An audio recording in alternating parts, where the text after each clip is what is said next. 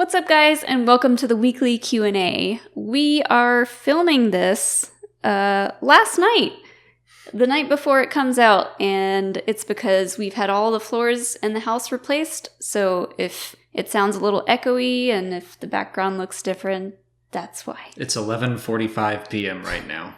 We're very tired. Our first question comes from Peter Tan, who asks if Palpatine's contingency plans will be referenced at all in The Rise of Skywalker, and if the Star Destroyers in the D23 footage are part of those plans.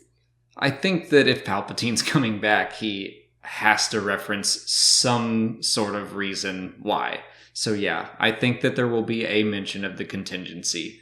Yeah, I don't think there will be like a specific code name for it, like there was for Inferno Squad. He's not going to go Operation Cinder.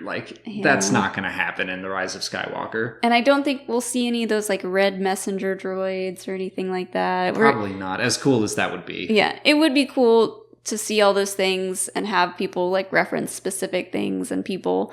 But for the average moviegoer, I think just the words contingency plan is all we'll get. Yeah, he'll say something about how you know I had a backup plan. Mm-hmm. You know I had a backup plan. Oh, he'll snap. I wasn't just going to die like that.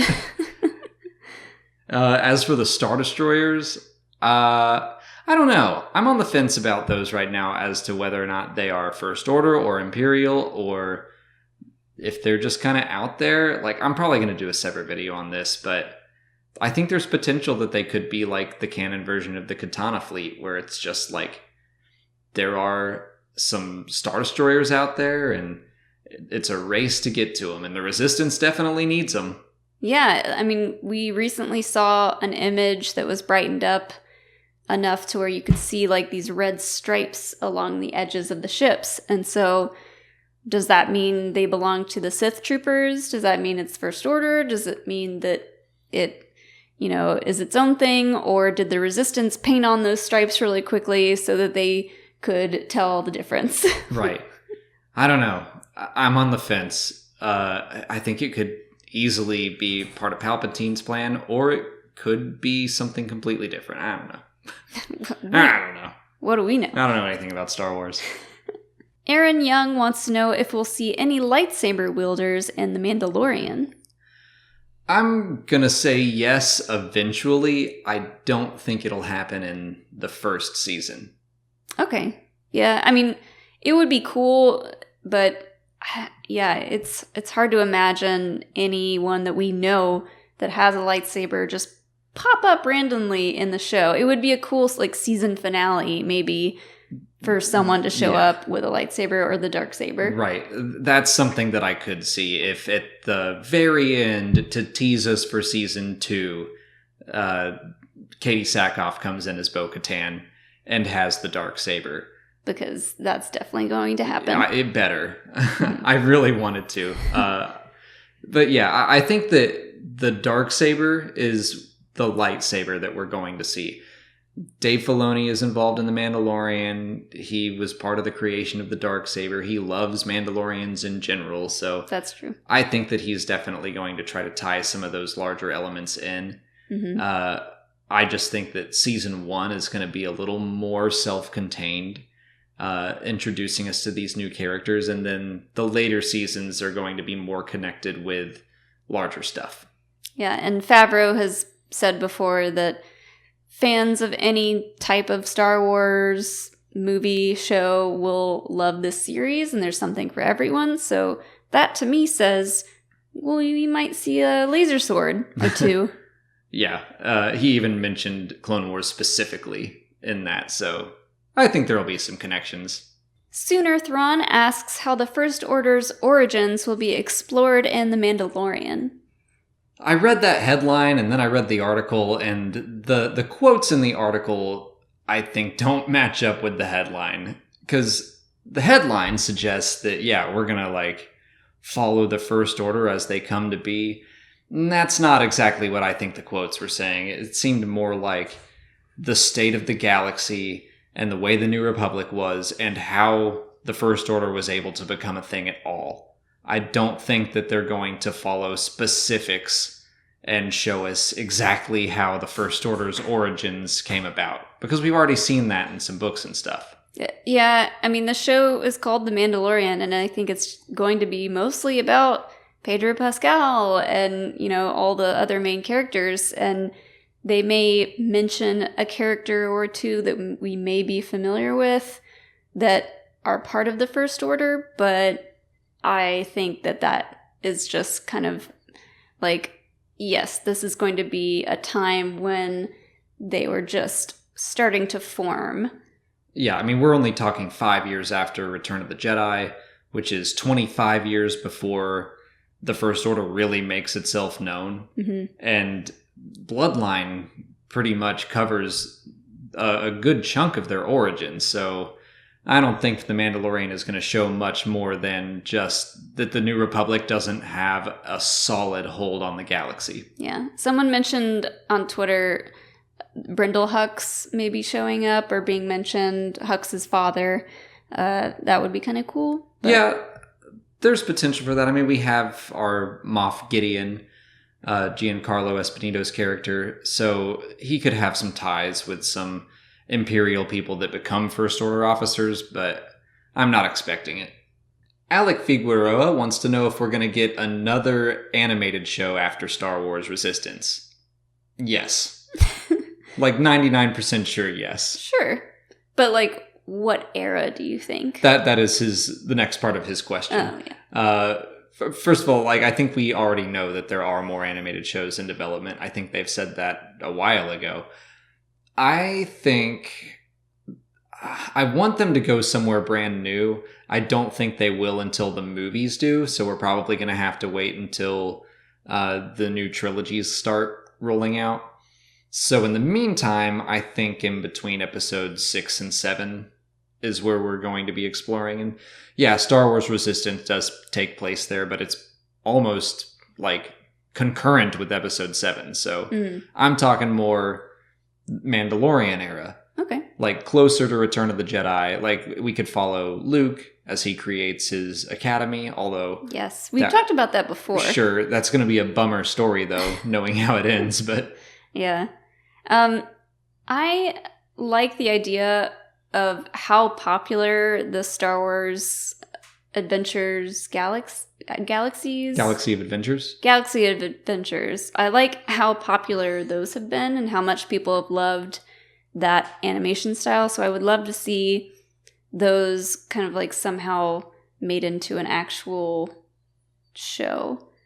I love the animation style. I would want it to be a new story and not just we're retelling Star Wars over and over again. Sure. Yeah. I mean, right now they've gone through basically the original trilogy with that style and a little bit of the prequels. They've touched on a little bit of everything at this point, but it has been mostly original trilogy stuff. Yeah. So I'm not sure what time period I would want it in, but I think that animation style would be really cool.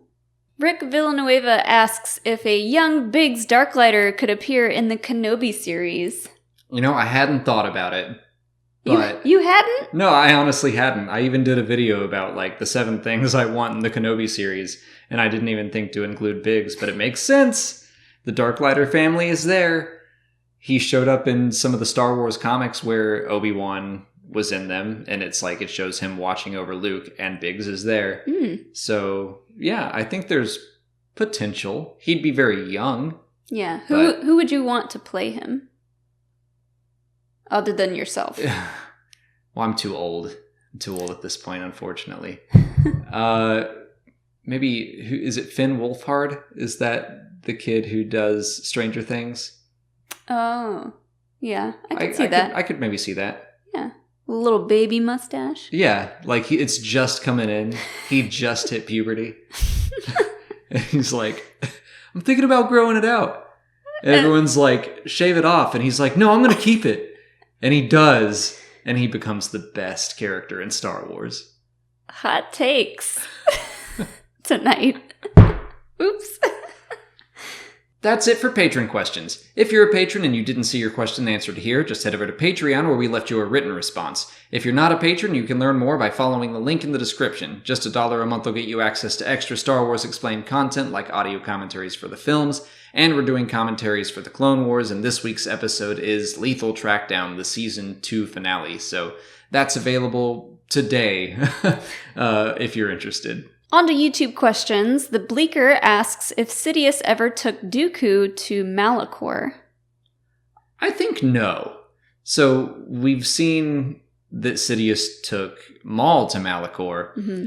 I think that Sidious was actually investing time and effort into Maul. Yes. I don't think he was investing that much time or effort into Dooku. I don't either. I mean, Dooku was so heavily involved in the politics of everything and the whole like separatist stuff and Ventress, and like he had a lot on his plate, and yeah, I don't see the reason behind Sidious bringing him to Malachor. Yeah. He was manipulating Dooku for different reasons yes. than he was manipulating Maul. Yeah. Oh, I think that Maul was meant to be his apprentice until, well, he got cut in half, but he also learned about Anakin. Yeah. Which is kind of sad. He's like, he just left him in the dust. Well, I loved the meme of the jealous girlfriend. Oh, yeah, looking back. Yeah, with the guy looking back, and then someone made it so it's always Palpatine looking back with his current apprentice being like, what? But Palpatine's always looking for the next best thing. And so he sees Anakin and he's like, that kid's going to be powerful one day, but I can't have a 9-year-old apprentice, especially when he's with the Jedi right now. Mm-hmm. So he got Dooku. Dooku was always temporary. I think in the Darth Vader comic, the first one by Kieran Gillen, he even called him like a proton torpedo, where he's like, he was meant to serve one purpose and he did it, but that's it. Like, I was going to expend him and be done with him, and that's what happened.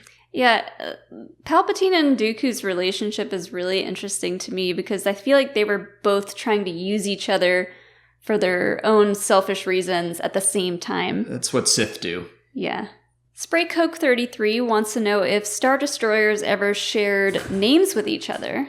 So, their own names? Yeah, so, like, names? the Executor. Was there another ship called the Executor? Or were there two Devastators? I think this question was mostly a joke because it's like, I mean, how many scary names can you really think of? That's true. But Thrawn Treason did introduce a Star Destroyer called the Harbinger, which was captained by Peleon, which then I assumed that Star Destroyer was taken away with the rest of Thrawn's fleet by the Purrgil. But there is another Star Destroyer called the Harbinger in the Star Wars comics that was commandeered by the rebels and then crashed into a planet. So either they shared names or the first Harbinger was lost and the Empire was like, let's name another Star Destroyer the Harbinger, and then that one was lost. And then they probably decided that name's cursed and they stopped using it. I like the idea that they have like a whiteboard with all the names and they have like little check marks or X's. Like, okay, if this one's lost once, we can reuse the name. Yeah. Twice, it's dead. 2 strikes and you're out of here. Yeah. No more Harbingers. That guy who makes videos asks if we could see part of the Son of Dathomir comic recapped in the Clone Wars Season 7 to introduce the Mandalore arc. I kind of think we're going to have to. Yeah. So the Son of Dathomir comics are where we see what happened to Maul after he was captured by Sidious in Season 5. He doesn't show up in Season 6 at all. And then all of a sudden, he's going to be in Season 7, and he's going to be in control of Mandalore. Yeah. So people who haven't read that comic, which, I mean, I'm thinking that probably 90% of the Clone Wars audience didn't read that comic. Yeah. So they're going to have to understand how he went from captured on Mandalore to now he's in control of Mandalore. How did that happen? Yeah. So yeah, I think Tom Kane is going to go like, Mandalore, under attack, in that voice he does. And he'll show Maul escaping the prison and leading Death Watch again. Maybe they'll show Mother Talzin's death. Like, I think they're probably going to recap a good bit just so we have all that context. But do you, like, I could see that also just being something like they recap a lot, but they do it very quickly because they have a bigger story to tell. Yes, I think that's exactly what'll happen. It's going to be like Maul escapes Sidious's grasp. Maybe they might not even mention Mother Talzin. I feel like that's a huge deal and would be worth mentioning. Mm-hmm. But it might just be like he escapes and regains control of Death Watch and Mandalore, and that's where we're at. Yeah. But in the midst of that recap, I bet they will animate like Maul ziplining out of the prison. Like, I can see scenes from the comic where I'm like, I bet we're gonna see that. That would be super cool. I also hope we get an explanation as to whose lightsabers he's using. Yeah. I do like the idea that it's Savage Opresses. I mean, last we saw it was on Mandalore, and now Maul is on Mandalore. So, yeah, I think he just recovers his brothers. Jack Johnson wants to know if Star Wars is moving towards TV over movies, and if the Old Republic era would work better as a series or as films. Well, we currently know of 6 movies in production and 3 series. I think there will be more series announced over time. I don't know. I could see it being a thing where we get back to 1 movie a year, but we might have 3, 4, 5. I would love it if we had a new episode of Star Wars every week, and it was like we get The Mandalorian for 8 weeks, and then right after that, or maybe we take a week break, and then the Cassian Andor show, and then we take a week break, and then Kenobi. But so pretty much every week has like a series going, and then we get a movie. Yeah. So you want like a constant IV drip of Star Wars in your veins. Yeah. That'd be perfect. Yeah, I mean, it would be great for the channel. Yes, obviously. But also fantastic for everyone. I think they probably have tons of ideas for potential series and movies. I think they're probably going to see how the Mandalorian and the Cassian and the Kenobi shows do, which I'm sure they're going to do great, especially the Kenobi show. Nobody wants that. No. Nobody asked for that. Depending on how successful those things are, I think we'll definitely see a lot more TV series out of Star Wars, but ultimately they are into the movies, I think, the most. I think it's going to be a pretty good balance. I mean, we see Marvel's got 8 series in the works. I don't think I want 8 series at any given time for Star Wars, but I don't know. I could see it being pretty much 50-50, and I think that would be cool.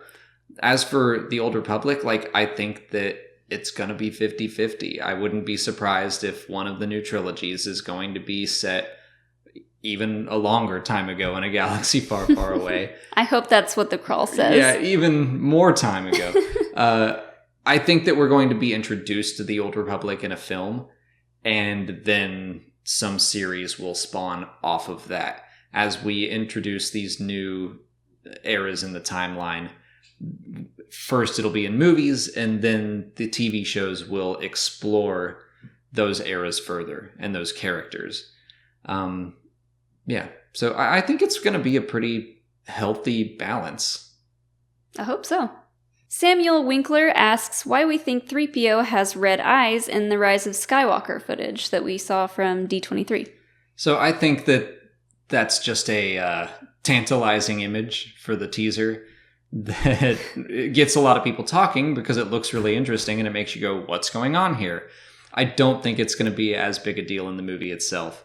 My guess during the breakdown for that footage was that it was some kind of diagnostic mode where they're accessing old memories or something. Yeah. I like a video that Hello Greedo made referencing something from the book Last Shot that I can never remember the name of, that happens to droids. You can do it. I can't. Best guess. I just keep wanting to say flux capacitor. It's pretty close. Phalanx Redux Transmitter. Yes, that one. which is basically something that turns droids into like these murdering machines. And he mentioned it could be something like that and that it would be a cool callback. But I actually like the Lego short that someone recently pointed out where we see R2-D2 basically plugging a USB drive into 3PO and his eyes turn red and he's just refreshing his memory literally on something that they need. So I think he could be just accessing some part of his memory bank that had been previously erased. So that supports my theory. Sure. Yeah. But there was something that you brought up at the episode 9 speculation panel we did at Dragon Con as well. Yeah, I also thought it would have been cool. Not that he would turn into a murdering droid, but more like he gets a battle upgrade, kind of like the Matrix. Like he wakes up and knows how to fight and stuff. At the panel, I was like, I know Kung Fu, but I wish I had said, I know Teräs Käsi. But I mean, one of my big regrets. Anthony Daniels kept saying that he has a much bigger role in this film and that he's got an important role. So maybe part of that is the fact that he's a good fighter. I like that thought as well, actually, just that it's a combat upgrade of some kind. I think our friend Thomas, who was on the panel, said like now he's fluent in 6 million forms of murder. But honestly, I think it's just some sort of like root command thing that like you stick a paperclip in 3PO for long enough and his eyes turn red and you can give him a software update. Like, I think it's less sinister than the footage makes it out to be. Yeah. That's all the time we have for questions today. If you want to leave a question for next week's video, just put it in the comments below or sign up for Patreon to join our weekly Q&A discussion. If you haven't already, please like this video, subscribe to the channel. Follow us on Twitter, Instagram, and Facebook. And as always, thanks for watching, and may the Force be with you.